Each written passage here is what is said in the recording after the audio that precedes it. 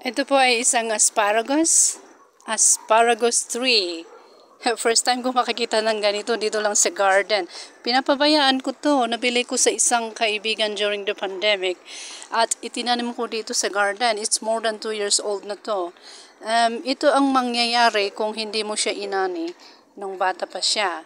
Kasi tawag nito, ang gusto kong mangyayari sa kanya ay padamihin ko siya. At as you can see here, may tingnan nyo, may bulaklak. Yan, that's so cute. Look at this. Look at the flower. Oh my goodness, you're so cute.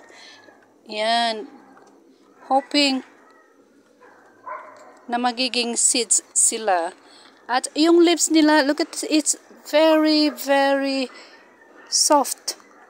Very soft. Yellow-green. I love it. And the other branch, look at this, it's dark green.